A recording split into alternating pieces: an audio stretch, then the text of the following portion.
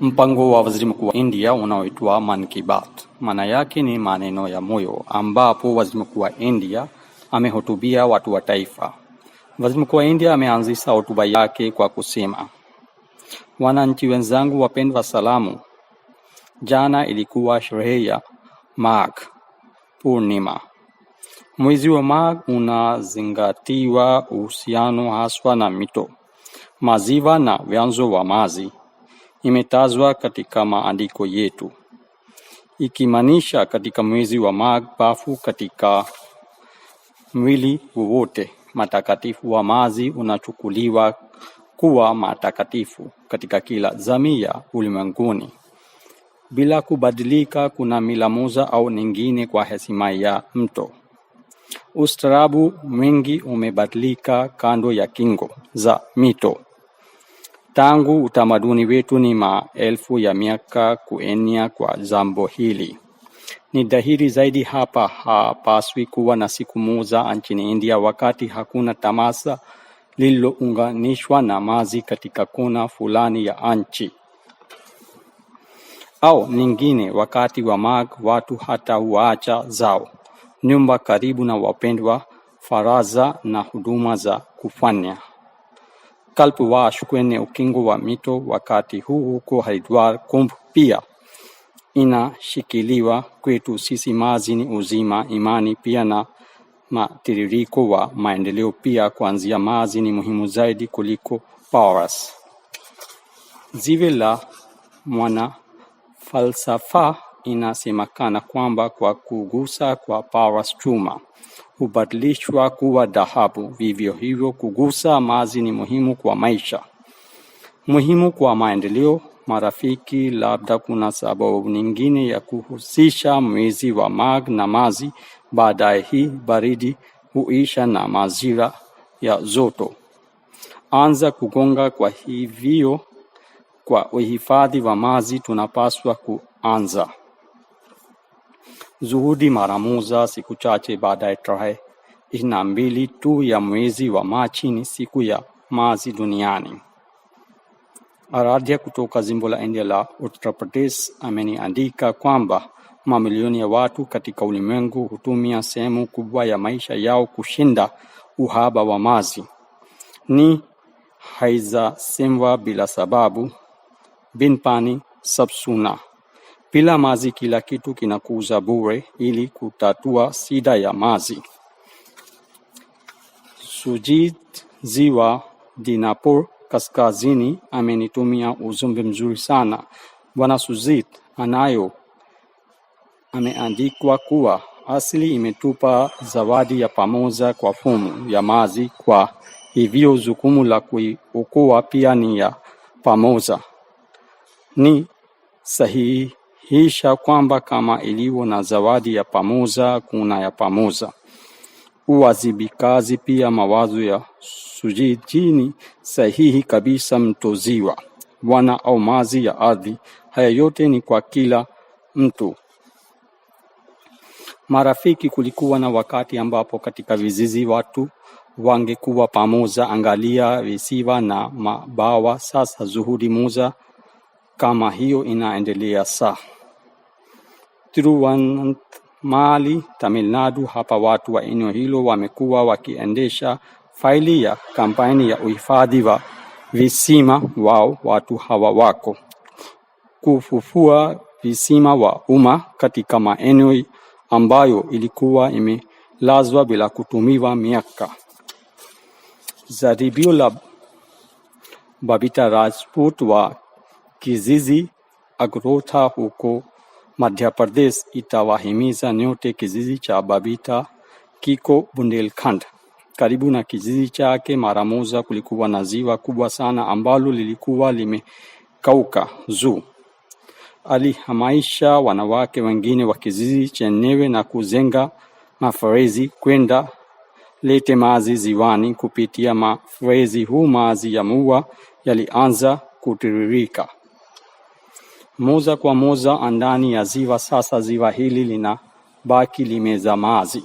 Marafiki, kazi ya Jagdish Kunyal, mkazi wa Bangeshwar katika jimbo la India la Uttarakhand. Pia anatufundisha mengi. Kijiji cha Jagdish na eneo linaloungana lilitegemea chanzo cha asili cha maji yao mahitaji, lakini miaka mingi iliyopita chanzo kilikauka. Hii ilisababisha kuzorota kwa shida ya maji katika eneo lote.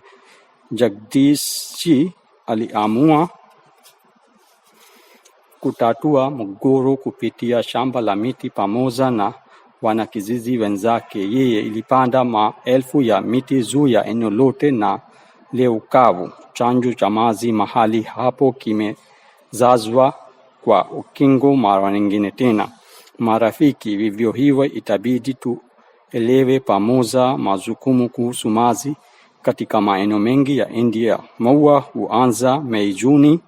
Tunaweza kuanza kampeni ya siku 100 kwa sababu ya kusafisha vyanzo vya maji karibu na sisi na kuhifadhi maji ya maua kwa mwanzo hayo akilini katika siku chache kutoka saa Jal Shakti Abhiyan. Kamata maua inaanzishwa na Wizara ya Maji Jal Shakti. Densi yake ni kamata maua ambapo inaanguka wakati imeanguka. Tutazitolea kwa jukumu sasa hivi. Tutafanya pata mifumo iliyopo ya uvunaji wa maji ya maua safi za maziwa na mabawa katika vijiji, ondoa vizuizi katika njia ya maji yanayotiririka kwenye vyanzo vya maji. Kwa hivyo tutaweza kuhifadhi maji ya maua kwa upeo. Wananchi wangu wapendwa, wakati wote majadiliano juu ya mwezi wa Magh na muhimu wake wa kiroho na kijamii hufanyika. Mazungumzo hayajawahi kamili bila jina moja. Jina ni la Sant Ravidas. Sant maandishi ya kuzaliwa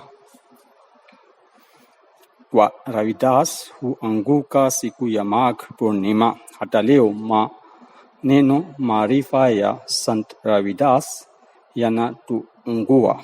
Anzia yetu angeweza kusema, ek mati se sab bandhe, sabka ek sirjanhar.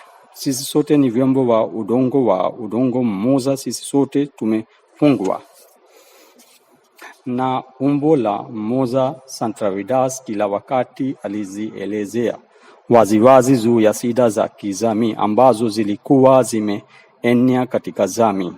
Aliweka wazi kizimi maua mbele ya jamii yaliyoonyesha anzia ukombozi, na ndio sababu Mirazi alikuwa amesema, ni bahati yangu nzuri kwamba nimeunganishwa na Varanasi, mahali pa kuzaliwa ya Sant Ravidas. Nimepata kuzivuna kwa kiroho kwa Sant.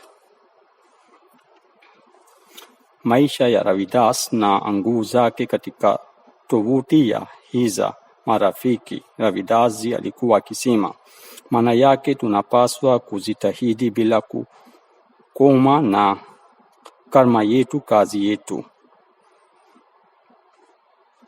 inaongoza kwa sidi kufikia kwa usahihi. Vijana wetu lazima wazifunze moja kitu zaidi kutoka kwa Sant Ravidas. Kwa kufanya kazi yote hawapaswi wanazifunga kuanzia na mazoea ya zamani. Amua na kuunda sura yako, maisha mwenyewe. Tengeneza, anzia na mazoea yako mwenyewe. Weka malengo yako nini wenyewe. Ikiwa dhamiri yako na ujasiri wako hauwezekani, hauhitaji kuogopa chochote duniani. Ninasema hivyo kwani mara nyingi kwa sababu ya shinikizo la fikra za vijana wetu hawezi kufanya kila wanapenda sana. Ndio sababu haupaswi kamwe kabisa katika kufikiria mpya, kufanya mpya. Vivyo hivyo Sant Ravidas ametoa ujumbe mwingine muhimu. Ujumbe huu ni kusimama juu miguu ya mtu mwenyewe. Sio haki hata kidogo kwamba tunabaki kutegemea wengine kwa ndoto zetu. Vitu vilivyobaki kuendelea jinsi walivyo. Bwana Ravidas hakuwahi kupendelea hii. Leo tunaona kwamba vijana wa nchi pia haifai kabisa fikira hii. Leo wakati naona roho ya ubunifu ya vijana wa nchi, nahisi Bwana Ravidas pia bila shaka waangezivunia uzaa wetu. Wananchi wenzangu wapendwa, leo inatokea kuwa siku ya kitaifa ya Sannyas. Pia siku hiyo imejitolea kwa ugunduzi wa Raman athari na makubwa. Mwanasayansi wa India Bwana K.V. Raman Yogeshwaran kutoka Kerala iliandika kwenye app ya Namo kwamba ugunduzi wa Raman athari umebadilika mwelekeo wa sayansi kwa ukamilifu. Seneheli kutoka Nasik pia ametuma mimi ujumbe mzuri sana uliounganishwa na hili. Seneheli ameandika hivyo: kuna wanasayansi wengi kutoka nchi yetu bila ambao mchango wao sayansi ingeendelea kama vile anzia tunayozua ya wengine. Wanasayansi wa ulimwengu vivyo hivyo tunapaswa pia kuzua kuhusu wanasayansi wa India. Mimi pia nakubaliana na maoni haya ya wasikilizaji hawa wa Man Ki Baat. Kwa kweli ningependa vijana wetu wazue, waelewa na soma mengi juu ya historia ya sayansi ya India kuhusu wanasayansi wetu kama vizuri. Marafiki, tunapozungumza juu ya sayansi basi wakati mwingi watu hawajui fizikia, kemia au maabara, lakini kuenea kwa sayansi ni zaidi kwamba na kuna mchango mwingi wa nguvu ya sayansi katika kampeni ya Atmanirbhar Bharat. Tunapaswa kusonga mbele na mantra ya maabara kwa ardhi. Chintala Venkatreddy kutoka Hyderabad ni mfano. Rafiki wa daktari ya Reddy aliwahi kumwambia juu ya magonjwa yanayosababishwa na upungufu wa vitamin D na hatari zake. Reddy ni mkulima, alidhani juu ya kile angeweza kufanya juu ya kutatua shida hii. Baadaye hapo alifanya kazi mengi na maendeleo ya mifugo ya ngano na mchele ambayo haswa yaliyomo vitamin D. Mwezi huu yenyewe amepokea hati milki kutoka ulimwenguni. Shirika la mali milki Geneva. Serikali yetu ni bahati kwamba Venkatreddy pia aliheshimiwa na Padma mwaka jana. Vivyo hivyo Urgen Fusog wa Ladakh pia anafanya kazi kwa ubunifu sana katika urefu huo. Urgen inakuwa mimea kama 20 ambayo pia ni anzia ya mazunguko, ambayo ni kwamba hutumia taka zao moja kama mbolea kwa mazao mengine. Haishangazi. Vivyo hivyo Karamjibhai Chaudhary kutoka wilaya ya Patan huko Gujarat ameunda mabegu nzuri ya fimbo ya ngomba nyumbani yenyewe. Watu wengine piga fimbo ya ngomba kama sagwa au moringa, viziti wa ngoma ambao hupandwa na msaada wa mbegu nzuri pia una ubora mzuri sasa kwa kutuma yake mazao kwa Tamil Nadu na West Bengal, anaongeza mapato yake pia. Marafiki, siku hizi lazima usikie mengi zina la mbegu za chia. Watu waliounganishwa na uhamishiaji wa afya wanatoa umuhimu mkubwa kwake na ina mahitaji mengi pia ulimwenguni. Nchini India imetolewa zaidi kutoka anze ya nchi, lakini sasa watu wanachukua changamoto ya kuzitegemea mabegu za chia pia. Vivyo hivyo Harish Chandra wa Barabanki katika jimbo la India la Uttar Pradesh ameanza kilimo cha mbegu za chia. Kulima mbegu za chia pia kuongeza mapato yake na itasaidia katika kampeni ya kuzitegemea ya India pia. marafiki majaribu mengi ya kuunda utajiri kutoka kwa taka ya kilimo pia zinaendeshwa kwa mafanikio nchini kote, kama Murugesan Ji kutoka kwa Madurai alifanya mashine ya kutengeneza kama kutoka kwa taka ya ndizi. Ubunifu wa Murugesan utasuluhisha masuala ya mazingira na uchafu, pia itafungua njia ya mapato ya ziada kwa wakulima. Marafiki, kusudi la kuzungumza juu ya watu wengi kwa wasikilizaji wa Man Ki Baat ni kwamba sisi sote tunapaswa kupata motisha kutoka kwao. Wakati raia wa nchi ataeneza roho ya sayansi katika maisha yake na katika kila uwanja, anzia za maendeleo pia zitafunguliwa na nchi itafanya zitegemea. Pia ninaamini kwamba kila raia wa nchi wanaweza kufanya hivyo. Rafiki zangu wapendwa, Bwana Ranjan kutoka Kolkata katika barua yake amekuza sana swali la kupendeza na la msingi, na pamoja na hayo amejaribu jibu kwa anzia bora. Anauliza, anamaanisha nini kwetu tunapozungumza kuzitegemea? Kujibu swali hili, yeye mwenyewe zaidi anaandika kuwa India inayozitegemea sio sera tu ya serikali, lakini roho ya kitaifa. Anaamini kuwa kuzitegemea kuna maanisha kuamua ya mtu hatimaye yako mwenyewe. Hiyo ni kudhibiti hatimaye mtu mwenyewe. Rajan Babu ni ya asilimia sahihi. Kuongeza kila alichosema, mimi pia ni angesema kwamba sharti la kwanza la kuzitegemea ni kuwa na kiburi katika mambo ya nchi ya mtu mwenyewe, kuzivunia vitu vilivyotengenezwa na watu wa mtu nchi mwenyewe, wakati kila wananchi anazivunia kila mwananchi.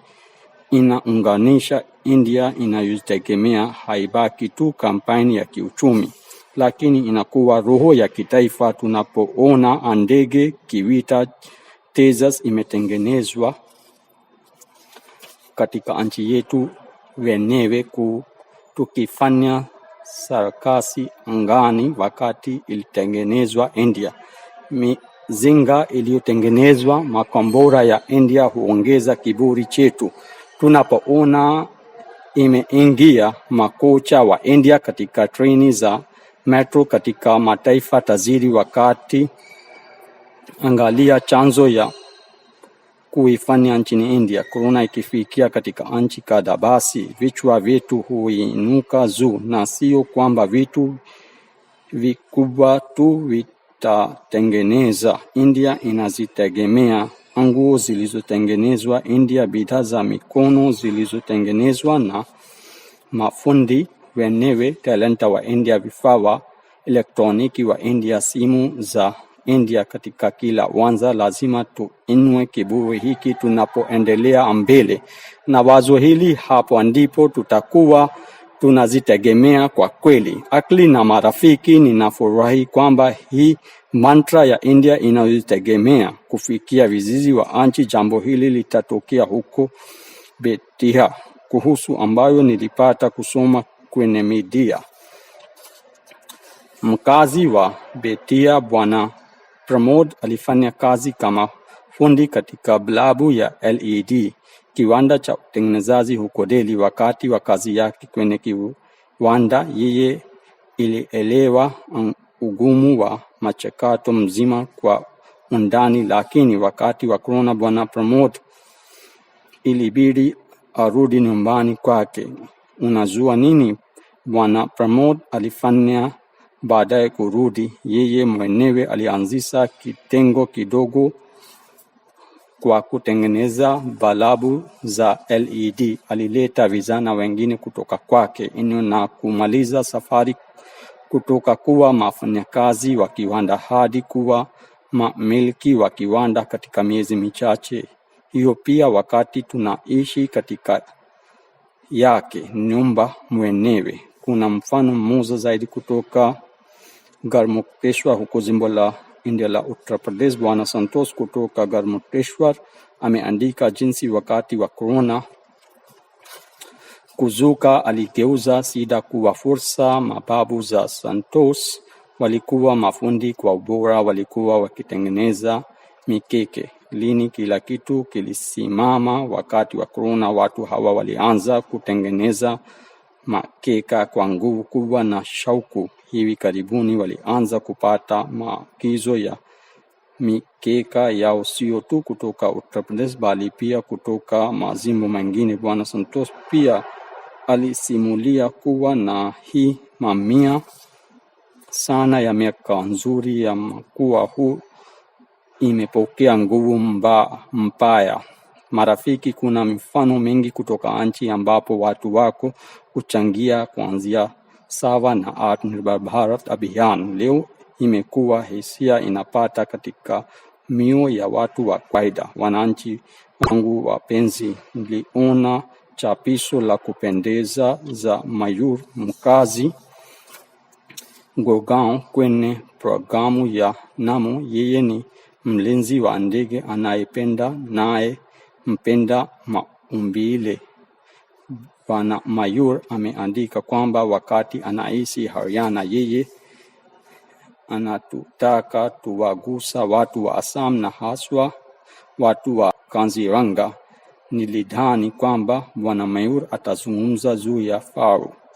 Ilisifiwa kama kiburi cha Kaziranga, lakini Bwana Mayur baadaye yake ameuliza, shukrani kwa watu wa Assam kwa kuongeza kwa idadi nyama za maji huko Kaziranga. Nilikuwa nikitafuta neno la kawaida kwa eleza ndege wa majini kwa itilahi rahisi na ukopata neno jalpakshi, ndege ambao hawawai kwenye miti lakini juu ya maji kama vile batae na wengine. Hifadhi ya kitaifa ya Kaziranga na mamlaka ya hifadhi ya Tiger imekuwa kutekeleza sensa yake ya kila mwaka ya nyasi za maji kwa muda. Sensa hii inaonesha idadi ya ndege wa maji na pia kuhusu wapendo makao. Wiki 2-3 zilizopita uchunguzi ulifanywa tena. Pia utafurahi kujua kwamba wakati huu idadi ya maji ndege imeongezeka kwa 175%.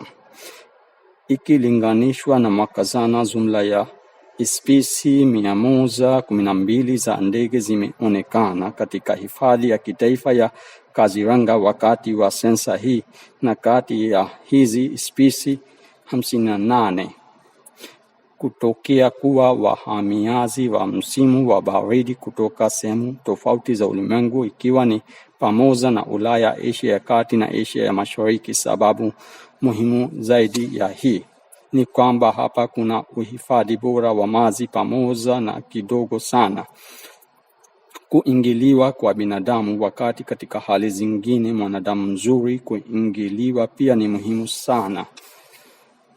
Chukua tu mfano wa Bwana Jadav Payeng wa Assam, ambaye bahati yake kwa hakika lazima uzue amepokea tuzo ya Padma kwa kazi yake.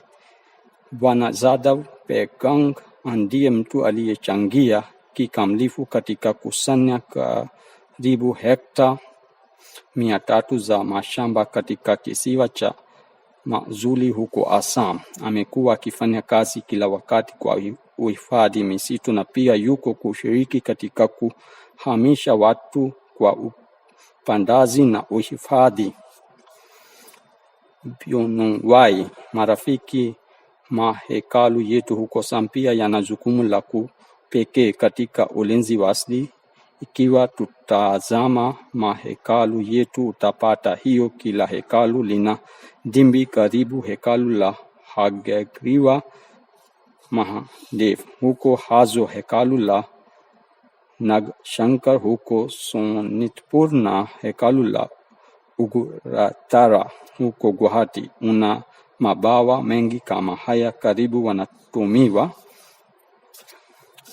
kuokoa karibu spesi zilizopotea za kasa. Assam ni nyumba ya juu zaidi. Idadi ya spishi za kasa, mabawa ya mahekalu yanaweza kuwa tovuti bora za uhifadhi na ufugaji na mafunzo kuhusu wao. Wananchi wenzangu wapendwa, watu wengine wanafikiria kuwa ni muhimu kuwa mwanasayansi kufanya uvumbuzi, na wengine wanaamini kuwa ni muhimu kuwa mwalimu kufundisha kitu kwa wengine. Wale ambao wanapinga mstari huu wa kufikiri kuna stahili sifa. Sasa kwa mfano, ikiwa kuna mtu anafanya mazoezi, mtu kuwa mwanajeshi ni muhimu kwake kuwa mwanajeshi. Labda unafikiria ndio ni muhimu, lakini hapa kuna twist kidogo. Kwenye programu ya My Government, Kamal Kant ameshiriki ripoti ya media ambayo anasema kitu tofauti. Kuna muungawana huko Arakuda huko Orissa. Naye Mahasimwa, ingawa jina lake ni Silu Nayak, kila mtu anamuuliza kama Nayak, Bwana Nayak. Kwa kweli yeye ni mtu kwenye misheni. Yeye hutoa bure mafunzo kwa vijana ambao wanataka kujiunga na jeshi. Jina la shirika la Nayak ni kikosi cha maguru. Mafunzo yanagusa juu ya mambo yote kutoka kwa usawa wa mwili hadi mahojiano na kuandika hadi mafunzo. Utasanga kujua kwamba watu hawa shirika wamefundisha, wamepata nafasi zao katika vikosi wa siri kama vile jeshi la wanamaji, jeshi la anga na majeshi ya CRPF na BSF. Kwanzia utashanga pia kujua kwamba siku Nayak alikuwa naye. Yeye mwenyewe alijaribu kuajiriwa katika polisi ya Orissa, lakini hakuwezi kufanikiwa. Pamoja na hayo, kwa msingi wa mafunzo yake mwenyewe amepata mengi. Vijana wanaostahili huduma ya kitaifa. Anzu wacha tutake Bwana Nayak mafanikio makubwa ya kuandaa mashuza zaidi kwa nchi yetu. Marafiki, wakati mwingine hata swali dogo sana rahisi hurodesha akili. Maswali hayo sio marefu sana, ni rahisi sana, bado utufanya tufikiri. Siku chache zilizopita, Aparna Reddy wa Hyderabad akaniuliza swali moja kama hilo. Alisema, umekuwa waziri mkuu kwa miaka mingi na walikuwa waziri kiongozi kwa miaka mingi sana. Je, wewe huhisi wakati huo kuna kitu kinakosekana? Swali la Bi Aparna linaonekana kuwa rahisi, lakini sawa ngumu. Nilitafakari hili na kuziambia kuwa moja yangu mapungufu ni kwamba sikuweza kufanya bidii kubwa kuzifunza kitani, lugha kongwe zaidi ulimwenguni. Sikuwezi kuzifunza Kitamil.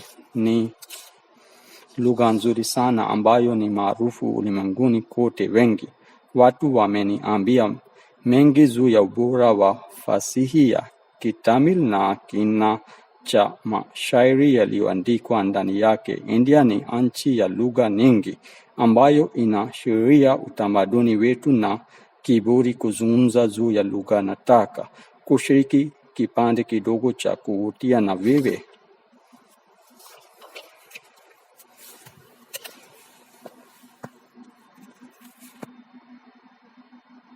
भवतां सर्वेषां हार्दं स्वागतम् अस्ति। एकता मूर्त्याः दक्षिणतः सातपुला पर्वतमाला अस्ति। एकता मूर्त्याः वामतः विन्ध्याचल पर्वतमाला अस्ति। एकता मूर्त्याः नर्मदा नदीस्य उपरि भागे वर्तते। अहम् एकता मूर्त्याः कार्यकर्ता अस्ति। सरदार वल्लभभाई पटेलः लोहपुरुषः इति उच्यते। Kwa kweli kile ulikuwa unasikiliza sasa ni mwongozo kwenye sanamu ya umoja kuwazulisha watu katika Sanskrit kuhusu sanamu refu zaidi ya Sardar Patel ulimwenguni, utafurahi kujua kuwa kuna zaidi ya miongozo 15 huko Kevadia ambao huongeza watu katika lugha ya Sanskrit fashaha. Sasa mimi walisilisha kwako sauti moja zaidi. Karnik प्रक्षेप का कान्हा ब्रह्मचारी कंदुकम प्रक्षिप्तवान तदा शास्त्रा संस्थात महाविद्यालय से दल नायक अखिलेश पांडेय तीव्र गत्या कर्म फलतेन कंदुकम तालितम तदा आकाश मार्गेण उड्डीयन् कंदुकम सीमा रेखा तक बहिर्गतम खंड धावना देशां कोशे खंड धावना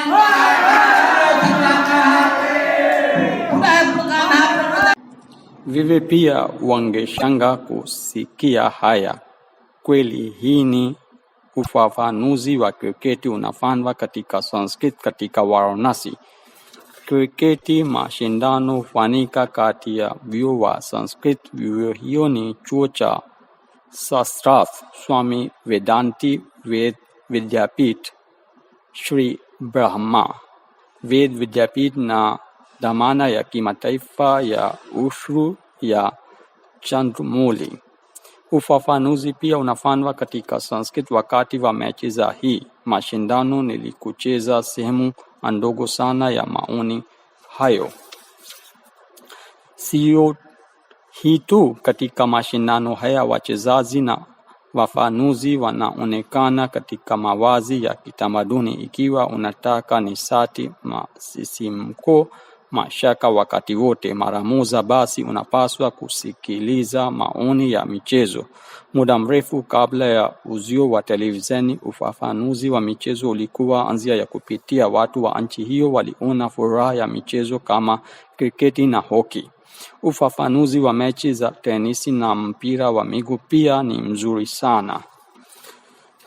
Imewasilishwa. Tumeona kwamba michezo ambayo ufafanuzi huko mahira hupandishwa vivyo na kupata umaarufu haraka sana. Hapa pia sisi kuwa na michezo mingi ya India ambapo utamaduni wa ufafanuzi hauzafanya imeenea bado, na kwa sababu ya hii wako katika hali ya kutoweka karibu. Mimi kuwa na mawazo, kwa nini usiwe na maoni mzuri ya michezo tofauti, na haswa michezo ya Wahindi katika lugha zaidi na zaidi. Lazima fikiria juu ya kuiita moyo. Napenda kuhimiza wizara ya michezo na washirika wa taasisi binafsi kufikiria juu yake. Rafiki zangu wapenzi, miezi michache ijayo ni ya pekee umuhimu katika maisha yenu nyote. Wengi wa maarifa wadogo watafanya hivyo kuwa na mitihani. Je, nyote mnakumbuka lazima muwe shujaa, sio mazungumzaji? Nenda kwa furaha kwa uchunguzi na urudi na tabasamu. Lazima ushindane na wewe mwenyewe, sio na mtu mwingine yeyote. Pata kulala kwa kutosha na kuzingatia utunzaji wa wakati. Usiache kucheza kwa wale wanaocheza. Ndio huo maua. Marekebisho na anza nzuri na kukariri zinapaswa kupitishwa, ambayo ni jumla katika mitihani hii. Lazima ulete bora yako. Lazima unafikiria jinsi hii yote itawezekana. Tutafanya pamoja kama kila mwaka. Mwaka huu pia tutakuwa na pariksha pe charcha, lakini kabla ya pariksha pe charcha itakaofanyika Machi, naomba ningi nyote mitihani, mashujaa, wazazi na walimu kushiriki uzoefu wake, vidokezo wake. Unaweza kushiriki kwenye jukwaa la MyGovernment na programu ya Narendra Modi. Wakati huu pamoja na vijana, wazazi na walimu pia wamealikwa. Pariksha pe charcha utapata habari zote kwenye MyGovernment: jinsi ya kushiriki, jinsi ya kushinda tuzo, jinsi ya kupata fursa ya kujadili na mimi.